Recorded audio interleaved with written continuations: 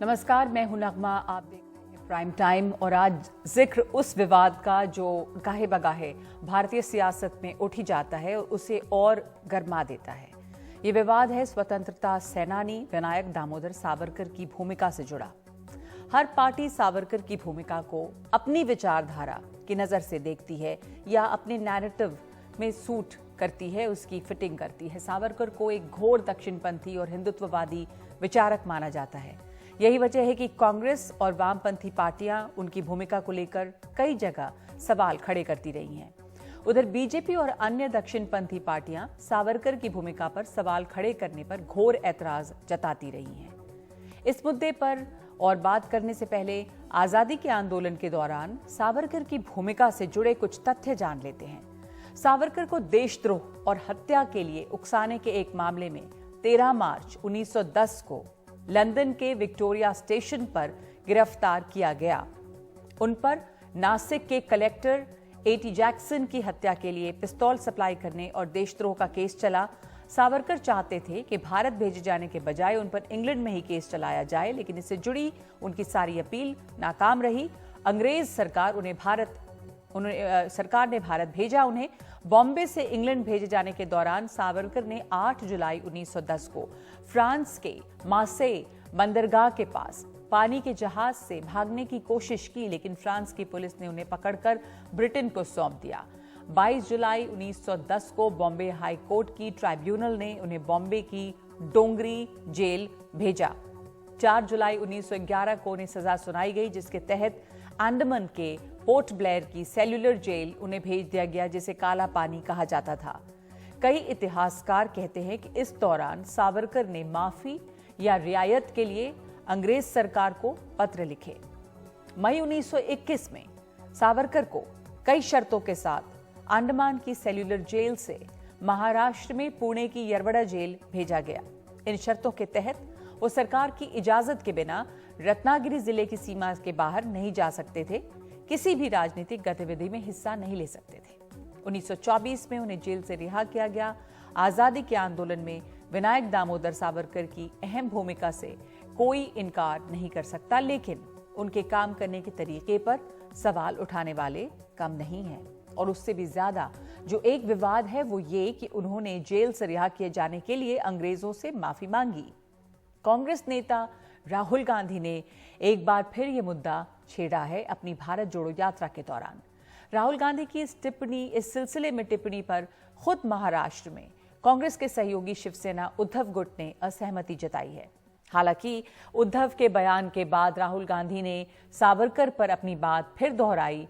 उधर शिवसेना, शिंदे गुट और बीजेपी ने तो इसके लिए कई जगह इसके खिलाफ में विरोध प्रदर्शन किए और राहुल गांधी की यात्रा पर रोक लगाने की मांग की है। सावरकर जी 2-3 साल उनको अंडमान में बंद कर दिया।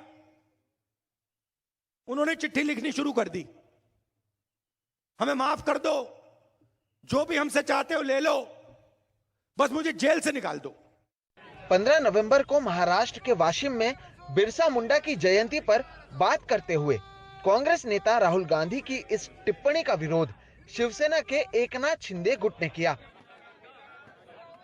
ठाणे में राहुल गांधी के खिलाफ प्रदर्शन करने के साथ ही सांसद राहुल शेवाड़े ने भारत जोड़ो यात्रा पर रोक लगाने की मांग की। मैं महाराष्ट्र के मुख्यमंत्री और उप मुख्यमंत्री से अपील करता हूं कि भारत जोड़ो यात्रा को महाराष्ट्र में रुकवाना चाहिए। ये बताना चाहिए कि महाराष्ट्र में कानून का राज चलता है और ये सावरकर के विचार का राज्य है। रणजीत जी सावरकर। उप मुख्यमंत्री देवेंद्र फडणवीस ने भी राहुल गांधी के इस बयान का विरोध किया। साथ में आदित्य ठाकरे के भारत जोड़ो यात्रा में शामिल होने पर भी सवाल उठाया। मैं विचार कर रहा था कि स्वर्ग में बाला साहब ठाकरे पर क्या गुजर रही होगी जब वो देख रहे होंगे कि राहुल गांधी के साथ आदित्य ठाकरे पदयात्रा कर रहे हैं।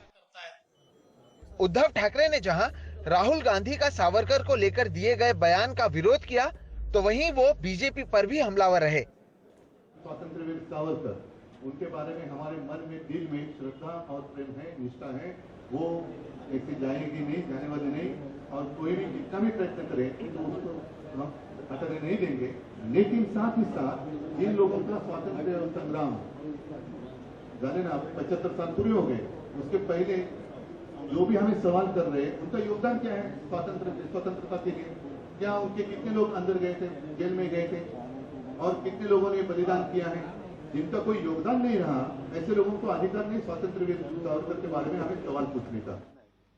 गुरुवार को राहुल गांधी से जब दोबारा सावरकर पर सवाल पूछा गया तो उन्होंने मीडिया के सामने एक चिट्ठी पेश कर बताया कि सावरकर ने अंग्रेजों से माफी मांगी थी और वो केवल सच बता रहे हैं। ये मेरे लिए सबसे जरूरी डॉक्यूमेंट है।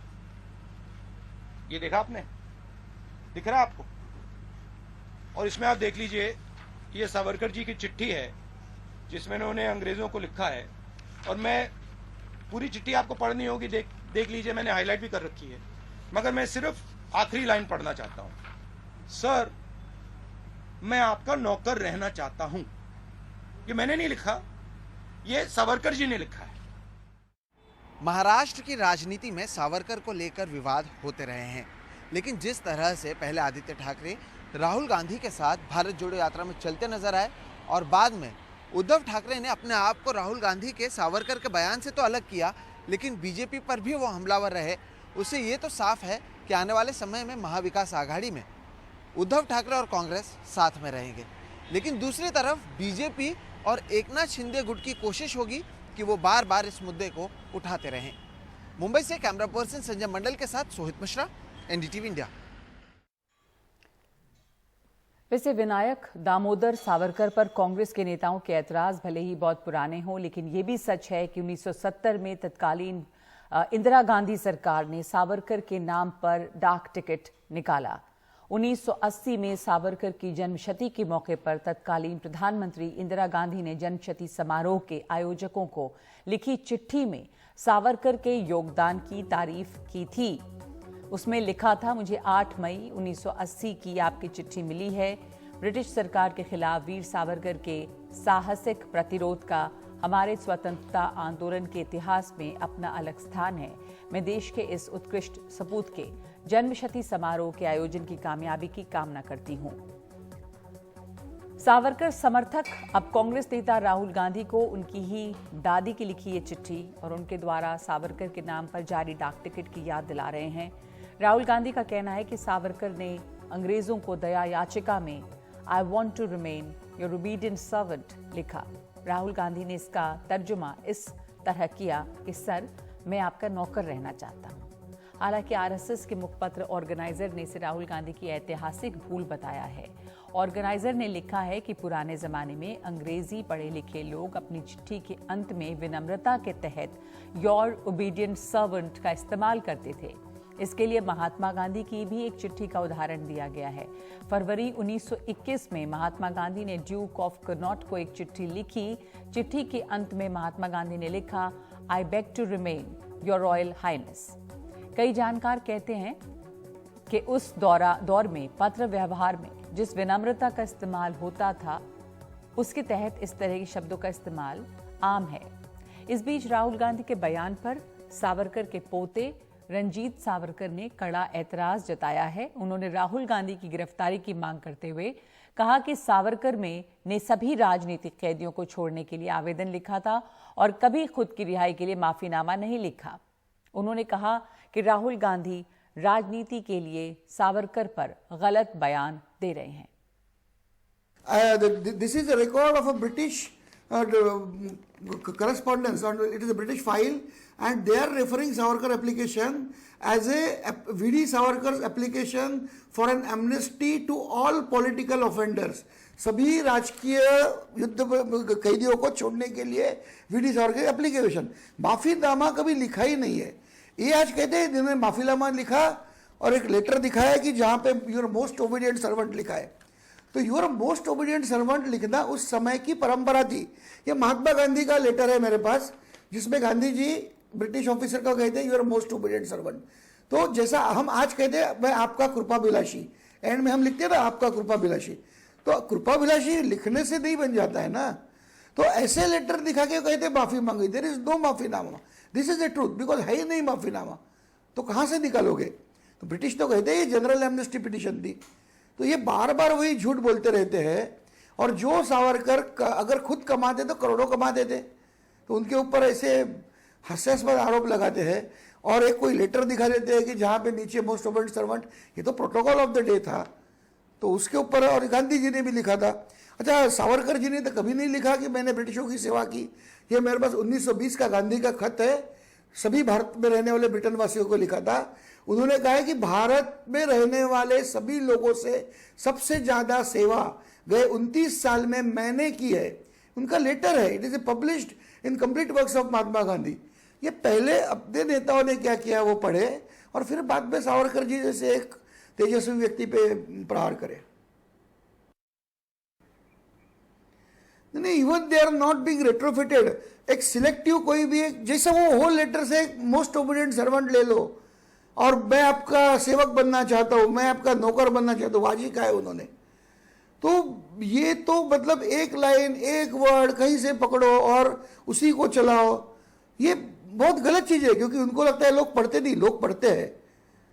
और ये राजनीति में सबसे गलत है। ये आज के स्वाद के लिए आप जिन्होंने त्याग किया उनको त्याग पे आप शक करें। 27 साल भारत का कोई भी एक भी नेता दिखाओ, इतने 14 साल उन्होंने अंडमान में, 11 साल अंडमान, 3 साल भारत में, इतने बेदर्दी से उन्हें तड़पाया गया। और कांग्रेस के नेताओं को 5 स्टार कारावास, इनकी कंपेरिजन नहीं हो सकती। तो इन्होंने कुछ बोलने का हक नहीं है इन्हें अपने राजनीति के लिए।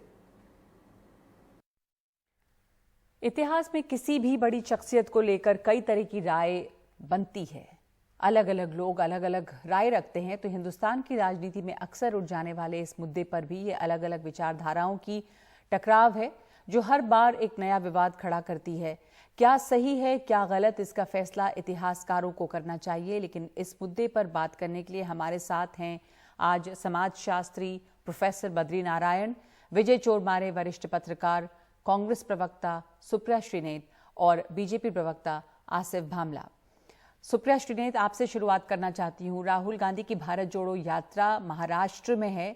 बीजेपी की तरफ से ये आरोप लगे हैं, कई जगह ये बात उठी है कि चूंकि वो महाराष्ट्र पहुंचे इसलिए उन्होंने वीर सावरकर का जिक्र किया, उनके ऊपर फिर से बयान दिया, जबकि भारत जोड़ो यात्रा में ज्यादातर वो बेरोजगारी और इन चीजों की बात कर रहे हैं, गरीबी की।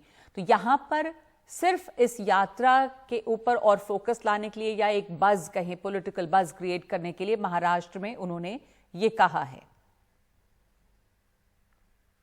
मूर्खता पर मैं जवाब नहीं दूंगी, लेकिन चलिए उन्होंने ये तो स्वीकार लिया कि बात हम बेरोजगारी और महंगाई की कर रहे हैं, वो दो मुद्दे जिससे उनका कोई वास्ता नहीं है, लेकिन हिंदुस्तान की जनता तबाह है।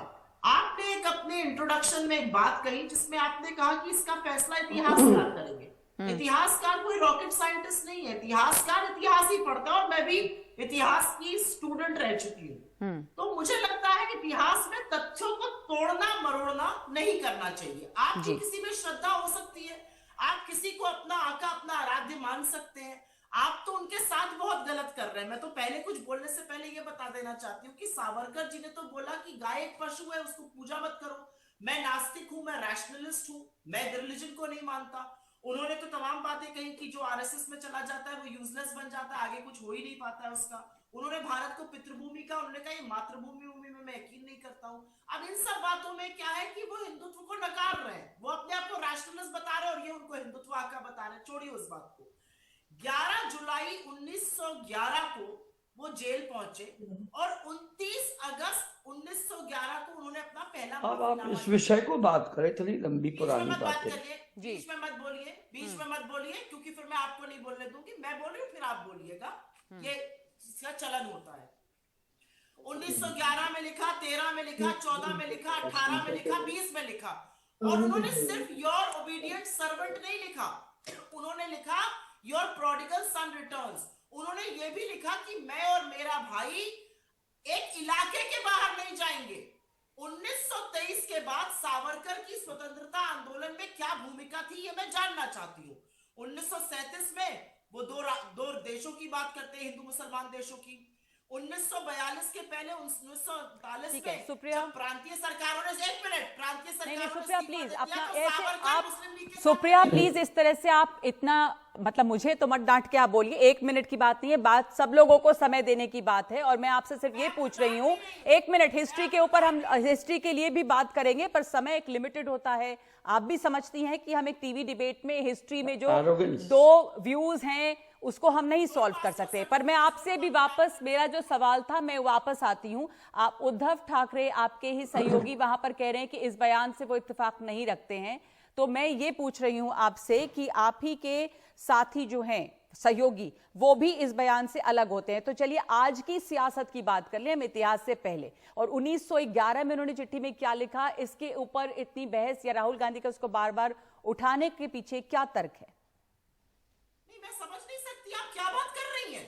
मतलब 1911 को वो अपना प्रोडिगल सन बताकर कह रहे हैं कि मैं आपकी मैं शरण सिर्फ में पूछ रही हूँ रहूंगा। कि भारत मैं जोड़ो वो ये यात्रा कह के रहे हैं। दौरान इस बात को उठाने के आप पीछे सवाल क्या पूछिए, रखते हैं? आगे मुझे बोलने दीजिए। हाँ, मैंने सवाल पूछा है, बोलिए आप। 1911 में और 1923 तक जब तक वो रिहा नहीं होते, वो कहते हैं कि मेरा ब्रिटिश हुकूमत में पूरी आस्था है, इससे अच्छा गवर्नेंस का मॉडल कोई नहीं हो सकता। 1923 के बाद वो स्वतंत्रता आंदोलन की तरफ मुंह मोड़कर देखते नहीं है। वो मुस्लिम लीग के साथ मिलकर, जबकि पाकिस्तान का प्रस्ताव पारित होने के बाद वो सरकारें चलाते हैं एनडब्ल्यूएफपी सिंध और बंगाल में, और आप कह रही हैं हम सवाल नहीं उठाएंगे। मैं नहीं कह रही हूँ आप सवाल नहीं उठाइए, मैं कह रही हूँ भारत जोड़ो यात्रा के दौरान इसका तर्क क्या है। सवाल भले उठाइए, मैं ये नहीं कह रही हूँ, सवाल तो बार बार उठे हैं, ये विवाद भी उठ रहा है। मैं पूछ रही हूँ अभी उद्धव ठाकरे ने भी इसके ऊपर अपने को अलग किया है, उस पर अब जवाब आपसे पूछ रही थी। ऐसा है कि हम निवाला नहीं है ना, हम और शिवसेना, ठीक है, हमारा एक वैचारिक तथ्य है, हम किसी चीज में यकीन करते हैं, वो नहीं करते हैं। ठीक है, ठीक है। फिर जो सावरकर के समर्थक हैं, उनके विचार को जो मान रहे हैं, उनके समर्थक हैं, वो कई बार ये भी सवाल, पहले भी विवाद आया, राहुल गांधी ने पहले भी कमेंट किया, राजनाथ सिंह ने भी उसके ऊपर बोला, पिछले साल की बात है। ये भी पूछा जाता है कि इंदिरा गांधी ने उनकी तारीफ की, इंदिरा गांधी ने कोमेमोरेटिव स्टैंप उनके नाम पे जारी किया 1970 में। बहुत बढ़िया सवाल आपने पूछा, इसका मैं जवाब दूंगी, क्योंकि व्हाट्सएप और फेसबुक यूनिवर्सिटी से इसका जवाब नहीं मिल पाएगा, वहां पे भ्रांतियां फैलाई जाती हैं। जो क्लासिफाइड फाइल सावरकर पर खुली, वो इसके बहुत बाद खुली, वो 84 के एक्चुअली बाद खुली। क्लासिफाइड फाइल्स में दूध का दूध और पानी का पानी, कच्चा चिट्ठा जो सावरकर का निकल कर आया, वो शर्मसार करता है हमारे आजादी के आंदोलन को। और कुछ भी बोलने से पहले मैं एक आपको फोटो दिखा देना चाहती हूँ, इसका जवाब जरूर लीजिएगा भारतीय जनता पार्टी से। एक कार्टून बना था 1945 में अग्रणी में, जिसके की एडिटर, अरे कहाँ की बात कहाँ, सुनिए कहाँ ले जा रही है। आप अपनी बात खत्म कीजिए, दूसरे पैनलिस्ट भी हैं बोलने के लिए, अपनी बात खत्म कीजिए। जिसके एडिटर नाथूराम गोडसे थे, और उन्होंने एक रावण बनाया, और उस रावण में सुभाष चंद्र बोस से लेकर सरदार पटेल और गांधी तक लगाए गए, और उस पर तीर चलाने वाले कौन थे? सावरकर। ठीक है, ये इनका आजादी का कंट्रीब्यूशन था, मैं कहानी सुना रही हूँ, या आपने ठीक है। आजादी के आंदोलन में रत्ती भर सुप्रिया, सहयोग नहीं आपसे किया? कभी किसी ने कुछ नहीं कहा है, लेकिन आप तो बहुत प्लीज आप थोड़ा सा टोन डाउन करें, दूसरे को भी जवाब देने थे। आपसे भी किसी ने कुछ नहीं कहा है। बीजेपी प्रवक्ता आसिफ भामला भी हमारे साथ हैं। आसिफ, सुप्रिया प्लीज, आसिफ भामला, मैं आपका जवाब चाहती हूँ इस पे। एक तर्क ये भी है कि जिस बात को लेकर राहुल गांधी अभी कह रहे हैं, सर्वेंट वाली बात, एक तर्क आया ये भी कि उस जमाने में इस तरह से लिखने की शायद एक परंपरा थी, लेकिन आपको इस समय राहुल गांधी ने कहा, उस पर आपकी क्या टिप्पणी? मैं चाहूंगा कि जितना समय सुप्रिया ने इतिहास बताया, सुप्रिया ने बहुत सारी बातें बताई, स्वतंत्रता आंदोलन, जितना समय उन्हें दिया, कृपा करके उतना ही समय आप बोलना तो शुरू कीजिए सर, आप लोग समय को लेकर झगड़ा कर लेते हैं। नहीं, मेरा कहने का मतलब ये है कि राहुल जी ये इस किस्म की चीजों से कोई पहली बार नहीं है। आप देखते होंगे कि इसके पहले आदरणीय देश के पंतप्रधान नरेंद्र मोदी जी के बारे में पूरे विश्व में, अन्य देशों में, राज्यों में जाकर उनकी बुराइयां की, उनके खिलाफ उन्होंने छातियां पीटी, कई सारी बातें की, लेकिन वहां उन्हें कोई प्रतिसाद मिला नहीं। अब वो फिर से लौटे हिंदुस्तान, अपने यात्राओं से थककर अब यहाँ पर यात्रा कर रहे। अरे भाई भारत जोड़ो, लेकिन महाराष्ट्र में, और महाराष्ट्र जुड़ा हुआ है और महाराष्ट्र में बहुत सुख शांति है। यहाँ आप आके फितना न फैलाइए। यहाँ पर जो है हम चैनो अमनो अमान से कर रहे हैं, और ये दोनों जो है बाला साहब की सेना और भारतीय जनता पार्टी खूब अच्छे से विकास का काम करके एक अच्छी साझा सरकार चला रहे हैं। हमें अपना काम करने दीजिए। आपके पूरे कार्यकर्ता, आमदार, खासदार, सारी क्राउड और लोगों को इकट्ठा करके, सुप्रिया, आपको बीच में किसी ने टोका नहीं था, आपने मना भी किया था, तो अब आप उनको सुन लीजिए। नहीं प्लीज उनका वॉइस फेडर डाउन करिए, otherwise I won't do this. नहीं, उनको मैंने नहीं बोला बीच में, मैंने नहीं बोला आप बीच सुन में, लीजिए प्लीज। मैंने नहीं बोला बीच में। आसिफ बोलिए, आसिफ भांगड़ा। पूरे इनके आमदार, खासदार, सारी जनता जनार्दन जमा कर कर इकट्ठा हुए, लेकिन देखा कि कोई प्रसिद्धि मिली नहीं। एनडीटीवी ने कितना कवर किया, दूसरे चैनल ने कवर, तो अब क्या किया जाए प्रसिद्धि हासिल करने के लिए? तो ये एक मुद्दा लाइए जो जिससे विभाजन हो, हिंदू भावना को ठेस पहुंचे। महाराष्ट्र में आकर इस किस्म के जो है महाराष्ट्र की सपूत का अपमान करना, मैं समझता हूं ये निंदनीय है, और मैं समझता हूं ये अशोभनीय और अक्षमी है। मैं ये पूछना चाहता हूं कि 13 साल जिस व्यक्ति ने हाउस अरेस्ट काटा, 14 साल जेल काटा, एक स्वतंत्र संग्रामी जो एक जिसे लोग भारत का लाल मानते थे, और जिन्हें स्वयं इंदिरा जी ने इतने मान सम्मान से उनका अभिमान कहते हुए भारत का फाइल्स डिक्लासिफाई नहीं हुई थी तब। देखिए, आप स्वयं अपने ही पार्टी के इंदिरा जी जिसका आदर पूरे विश्व में है, उन्हीं का आप खंडन कर रही है इसी चैनल पे। खैर वो उनका मसला है, मैं उसमें जाना नहीं चाहता। मैं दे रहा हूं, आप आइए ना। उन्होंने कहा, आसिफ भामला, उन्होंने पहले ही कहा कि तब फाइल्स डिक्लासिफाई नहीं हुई थी। और आसिफ भामला, एक मिनट प्लीज, फेडर डाउन करें, बीच में नहीं बोल रहे हैं आप। आसिफ भामला, मेरे सवाल सुन लीजिए। मैं आपसे पूछ रही हूँ कि आप क्या कहेंगे इस पर कि विनायक दामोदर सावरकर ने चिट्ठी तो लिखी थी, इतिहास में इसके अलग अलग ओपिनियन हो सकते हैं इसको लेकर, लेकिन अंग्रेजों की मदद का जो आरोप उन पर है, जिसमें चिट्ठी पे उनके दस्तखत हैं, उसमें कहा गया कि अगर वो डरते नहीं तो चिट्ठी पर दस्तखत नहीं करते। इस चिट्ठी है, ये हिस्टोरिकल फैक्ट है, इसका इंटरप्रिटेशन अलग अलग हो सकता है। देखिए, उसको आपने सेलेक्टिव जो है चीजें जोड़कर आप कोई भी बात कह सकते हो। उस टाइम पे ऑनर ऑफ द डे माना जाता था, most obedient servant. Mahatma Gandhi ji के भी ऐसे कई सारे पत्र के उस पर हमें as a very rational human being मुझे नहीं लगता जाना चाहिए। सुनिए, आज भी हमारे महाराष्ट्र के उप मुख्यमंत्री आदरणीय देवेंद्र फडणवीस जी लिखते हैं महाराष्ट्र का सेवक, तो ये एक जो है विनम्रता का प्रतीक है। पॉलिटिकल ठीक है, इसके ऊपर एक पॉलिटिकल बहस है, पर हमारे पास 2 मेहमान और हैं, मैं उनके पास अब जाना चाहती हूँ। आसिफ भामला जी प्लीज, हमने सुनी आपकी बात कि आप क्या कहना चाहते हैं, मैंने सुनी आपकी बात। हमारे साथ प्रोफेसर बद्री नारायण है। प्रोफेसर बद्री नारायण, इस शोर शराबे के बीच में आवाज प्लीज नीचे रखिए, आप लोग अपनी आवाज नीचे रखिए प्लीज। आपने अपनी बात कही, सुप्रिया ने अपनी बात कही। प्रोफेसर बद्री नारायण, ये पॉलिटिकल हंगामे से अलग हमें मालूम है कि हिस्ट्री में, इतिहास में इसे लेकर अलग अलग व्यूज हो सकते हैं और हैं। सावरकर को लेकर बार बार कंट्रोवर्सी उभरती है। पहले भी राहुल गांधी ने कहा, राजनाथ सिंह उसमें बीच में पिछले साल उन्होंने बयान दिया था कि ये गलत फैलाया जा रहा है कि उन्होंने मल्टीपल मर्सी पेटिशंस जो हैं वो फाइल की थी, ब्रिटिश सरकार को भेजी थी। तो इस पर इतिहास में 2 बातें बटी हुई भी हैं, आपसे सुनना चाहूंगी। नगमन, देखिए, एक तो इस समय भारतीय राजनीति और इतिहास का बहुत साथ आजकल हो गया है। इतिहास एक तरह से इतिहास नहीं रह गया है, बहुत राजनीति से जुड़ गया है। और इस समय प्रतीकों की लड़ाई चल रही है भारतीय राजनीति में। कुछ के प्रतीक को अपना बना लीजिए, कुछ के प्रतीक को ध्वस्त कर दीजिए। तो ये एक ध्वस्तीकरण की प्रक्रिया भी चल रही है साथ साथ। लेकिन जो अगर आप हिस्टोरिकली देखें, एक तो टेक्स्ट का एनालिसिस की बात जो बार बार आ रही है कि भाई उस समय आपको याद होगा कि आज से 40-50 साल पहले गाँव के लोग भी पत्र लिखते थे, आपका सेवक से अंत होता था। और एक अब उसको जिस उस समय की जो अंग्रेजी लिखने की पद्धति थी, जो पत्र लिखने की जो एक शैली थी, उस शैली में जो डिफेंस दिया जा रहा है, रंजीत जी ने बोला और आप बहुत सारे आपके जो पैनलिस्ट ने बोला, वो कन्विंसिंग लगता है, क्योंकि एक टेक्स्ट को फेस वैल्यू पे नहीं लेना चाहिए। तो आप कह रहे हैं कि ये इंटरप्रिटेशन की समस्या है। और एक और आपको बात बताएं कि जो एक समय की भाषा, तो जो आप दूसरे समय में आप उसको जोड़ सकते हैं और जोड़ते हैं। दूसरी बात, एक तो भाषा, दूसरी बात टेक्स्ट में क्या है, अगर ये मान भी ले, मैं कह रहा हूं कि अगर ये जो तर्क लाया जा रहा है अगर मान भी ले, तो सावरकर का इतना बड़ा कंट्रीब्यूशन है इंडियन फ्रीडम मूवमेंट में कि उस एक लाइन को लेकर के आप अपने ही प्रतीकों को खारिज कर रहे हैं। ओके, आप कह रहे हैं कि जो इनका कंट्रीब्यूशन है उस एक दो लाइन को लेकर क्या हम सावरकर के कंट्रीब्यूशन को खारिज कर सकते हैं? विजय चोरमारे। हाँ, क्या?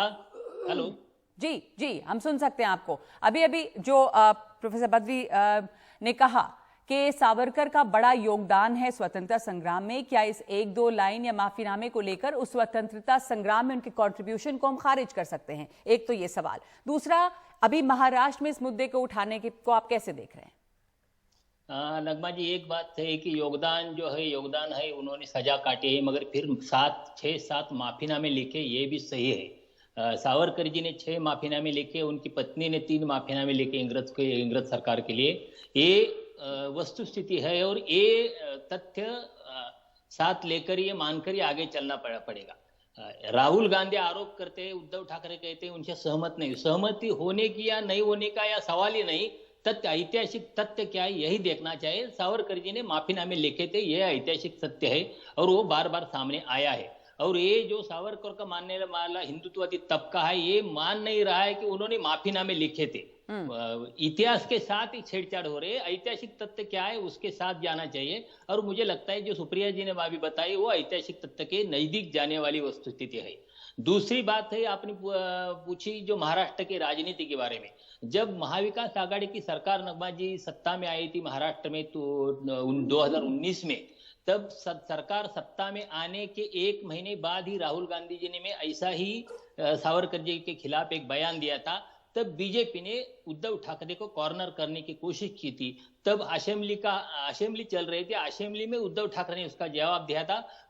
उन्होंने बीजेपी को ये सवाल कहा था कि हमें सावरकर पर आदर है, मगर अगर आप सावरकर जी को मानते हैं तो आप उन्हें भारत रत्न क्यों नहीं देते? ये सवाल पूछा गया कि आप इतना मानते हैं तो क्यों नहीं देते भारत रत्न? दूसरी बात ये है कि जब ये भारत जोड़ो यात्रा महाराष्ट्र में आ रही थी, महाराष्ट्र में आने से पहले जब कर्नाटक में थी, तब भी राहुल गांधी ने ये सावरकर जी के बारे में सवाल पूछा था। तब बीजेपी ने फिर शिवसेना को कॉर्नर करने की कोशिश की थी और पूछा था कि अब भारत जोड़ो यात्रा आ रही है और राहुल गांधी सावरकर जी का विरोध कर रहे हैं, क्या अब शिवसेना उनके स्वागत के लिए जाएगी क्या? और तब भी आपको पता है आदित्य ठाकरे स्वागत के लिए गए थे। मुझे लगता है ये राजनीति की बहस चल रही है, ऐतिहासिक तथ्यों के साथ ये बहस आगे जानी चाहिए, मगर ये ऐतिहासिक तथ्य है बीजेपी वाले हिंदुत्ववादी तबका अपने हिसाब से वो आगे लाने की कोशिश कर रहा है। ठीक है, तो अपने हिसाब से, अपनी राजनीति के हिसाब से लोग इसका इस्तेमाल कर रहे हैं। ये बहुत लंबी बहस है ये, और हम इस वक्त इससे ज्यादा और वक्त इसे नहीं दे सकते। बहुत धन्यवाद आप लोगों का अपनी अपनी बातें रखने के लिए। प्राइम टाइम में इस वक्त एक ब्रेक ले रहे हैं हम।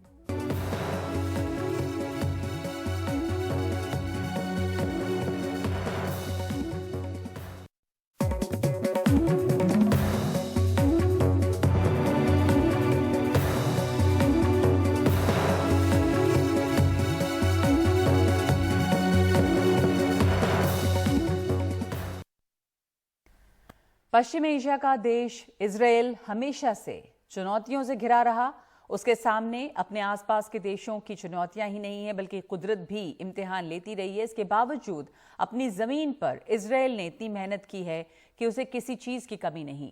इजरायल में पानी की किल्लत हमेशा से रही, लेकिन इस देश ने ऐसी तकनीक ईजाद की है जिससे वो हवा से पानी बना सके। यहाँ की एक कंपनी है वाटरजेन, जिसने ऐसी मशीन बनाई है जो हवा से पानी बनाती है। इस कंपनी ने अपनी ये मशीन कार में भी फिट कर दी है, यानी आपको पानी साथ ले जाने की जरूरत नहीं। आप कार से यात्रा करते रहिए, हवा से पानी बनता रहेगा। हमारे सहयोगी उमाशंकर सिंह की ये खास रिपोर्ट।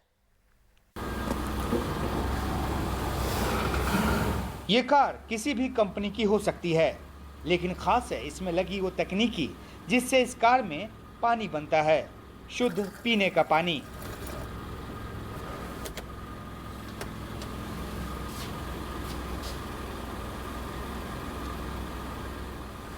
देखने में बेशक ये सामान्य कार लगती हो, लेकिन ये सामान्य नहीं है। सामान्य इसलिए नहीं है क्योंकि इस कार में वो तकनीकी लगाई गई है जिसके ज़रिए हवा से पानी पैदा किया जा सके।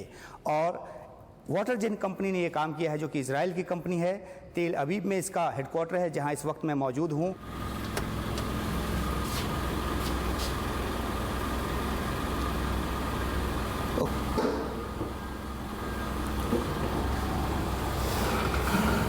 इस कार की डिक्की में उस उपकरण को लगाया गया है जो हवा में मौजूद नमी को सोखकर पानी बनाता है और यूवी के जरिए इस पानी को एकदम शुद्ध बनाया जाता है।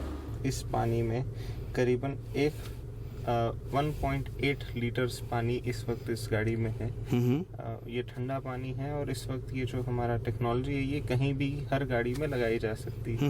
आपको आसपास का आपको वातावरण बताते रहेगा कि आपका इस वक्त जो बाहरी तापमान है वो करीबन 23 डिग्री है और जो बाहर की नमी है, ह्यूमिडिटी हम जिसे कहते हैं, वो 50 डिग्री की करीब। आप केवल इस बटन को दबाएं और आपको यहाँ पे एकदम हवा से स्वच्छ पानी, जो सबसे स्वच्छ पानी होता है, हवा से बना हुआ। कब तक आपको लगता है कि भारत में आ जाएगी? हम ऑलरेडी हिंदुस्तान में आज के दिन में प्रेजेंट है। हमारे इंडिया में पूरा एस्टेब्लिशमेंट है। हम अगले कुछ ही महीनों में मैन्युफैक्चरिंग प्लांट भी लगाएंगे ट्रांसफर ऑफ टेक्नोलॉजी के जरिए। वाटरजेन कंपनी दुनिया के कई कार निर्माता कंपनियों के साथ बात कर रही है ताकि सभी कार में इसे लगाया जा सके। वाटरजेन कंपनी दरअसल कई सालों से हवा से पानी बनाने की तकनीकी पर काम कर रही है। कंपनी ऐसे वाटर जनरेटर बना चुकी है जो घरों और दफ्तरों में लगाई जा रही है।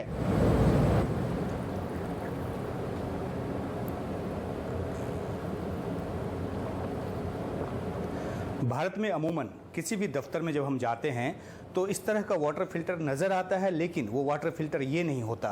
वो वाटर फिल्टर वो होता है जिसके ऊपर गैलन भर पानी जो है वो लगा होता है और वो फिल्टर होकर फिर हमें पीने को मिलता है। लेकिन इजराइल में वाटरजेन कंपनी ने जो ये डिवाइस बनाई है, ये इसके लिए पानी की ज़रूरत नहीं है। ये कमरे में मौजूद जो नमी है उसको सोख कर उससे बिल्कुल प्योर ड्रिंकिंग वाटर जो है वो प्रोवाइड करता है।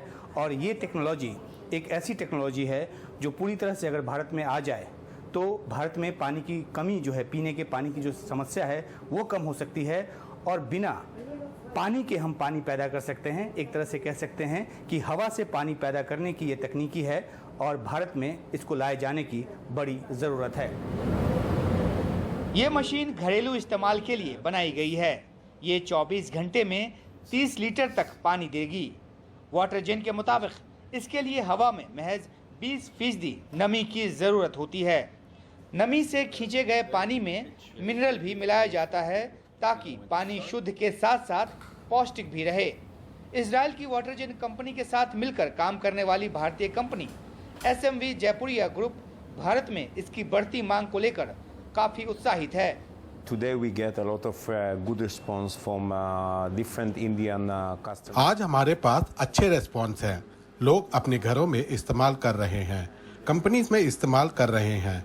हमें बहुत सारे ऑर्डर आ रहे हैं और हमारी सेल्स काफ़ी बढ़ गई है। We are getting thousands of leads every day and we have a very good number of sales and it's increased from day to day the sales in India. अब चलते हैं छत पर ये देखने कि यहाँ क्या खास है। कार, घर और दफ्तर के भीतर लगाए जाने वाले वाटर जनरेटर कम क्षमता वाले होते हैं, लेकिन छत पर रखे जाने वाले ऐसे वाटर जनरेटर्स भी हैं जो कई फ्लैट या बड़े दफ्तरों की ज़रूरत पूरा कर सकते हैं। ये मशीन 24 घंटे में 800 से 900 लीटर तक पानी बनाती है। ये पानी बनाकर नीचे भेजती है। एक खास तरह के वाटर डिस्पेंसर के जरिए पानी निकलता है। Namaste everyone. Again, you're with Mickey from WaterGen. So we're at the rooftop of our building. Our building is 6 floors high. There's roughly हम अपनी बिल्डिंग की छत पर हैं। 6 फ्लोर की ये बिल्डिंग है। 200 लोग यहाँ काम करते हैं। सभी इस मशीन से पानी पीते हैं। यहाँ तैयार किया गया पानी सभी डिस्पेंसर्स में जाता है। produce up to 900 liters a day, and all the water that it produces goes into dispensers in every floor. Every employee has a reusable bottle, so we don't use something that is not recyclable. and we just fill up in the dispensers that are in every floor. Even the coffee makers and the tea machines. और ये बड़ा generator 24 घंटे में 6000 litre तक पानी पैदा करता है।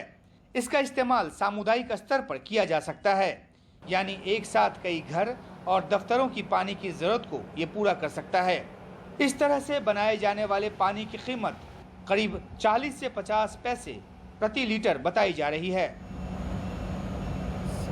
पानी की कीमत, वैसे तो शुद्ध पानी की कीमत लगाना आज के दिन में नामुमकिन है, लेकिन क्योंकि वैसे ही आप जानते हैं पानी की बड़ी समस्या हो रखी है इन दिनों, अगर आप इसका कीमत की बात करें तो कीमत 40 से 50 पैसे के करीब पर लीटर का कॉस्ट आ सकती है। यानी 1 लीटर पानी जो हम मिनरल वाटर खरीदते हैं वो 20 रुपए का आज की तारीख में पड़ता है कम से कम, तो वो 50 पैसे 60 पैसे में मिल सकती है। ऐसे वाटर जनरेटर्स की बहुत अहमियत है। यूनिसेफ की रिपोर्ट के मुताबिक दुनिया में हर 3 में से 1 व्यक्ति को पीने का साफ पानी मयसर नहीं है। भारत में कई नदियां सूख रही हैं और भूजल स्तर गिरता जा रहा है। 2050 तक पानी का संकट काफी खराब रूप ले सकता है। पानी की भारी कमी वाला इजराइल अपनी जरूरत के लिए जिन तकनीकों को बना और बढ़ा रहा है, जाहिर है उसका फायदा भारत जैसा देश बड़े पैमाने पर उठा सकता है। तो आप जो टेक्नोलॉजी ले रहे हैं, जो मशीन ले रहे हैं, उसका इस्तेमाल कहाँ करने जा रहे हैं? सर, हमने इस कंपनी का जॉइंट वेंचर किया है इंडिया में, और हम ये पूरी टेक्नोलॉजी हिंदुस्तान के सभी भाग्यों में फैलाना चाहेंगे। हम केवल खरीद ही नहीं रहे हैं, हम इसे हिंदुस्तान में भी बनाएंगे। इस चीज़ की मैन्युफैक्चरिंग हम इंडिया में सेटअप कर रहे हैं ताकि जल्द से जल्द हमारे देशवासियों को इस बेहतरीन टेक्नोलॉजी का फ़ायदा मिल सके। तो देखिए, ये संयोग है कि हमारे साथ जो ये शख्स हैं, इन्होंने अपना नाम, पूरा नाम आपने बताया, चैतन्य जयपुरिया, और इनकी कंपनी ने कोलैबोरेशन किया है इजराइल की वाटर जेन कंपनी के साथ, और ये यहाँ से न सिर्फ मशीन ले जा रहे हैं बल्कि ट्रांसफ़र ऑफ टेक्नोलॉजी भी हो रही है जिसकी बहुत ज़्यादा ज़रूरत है। और ये मशीन एक बार भारत में लोकप्रिय हो जाए, अधिक से अधिक इस्तेमाल में आ जाए, तो पीने की पानी की जो किल्लत है वो बहुत हद तक दूर हो सकती है। तेल अवीब से उमाशंकर सिंह, NDTV इंडिया।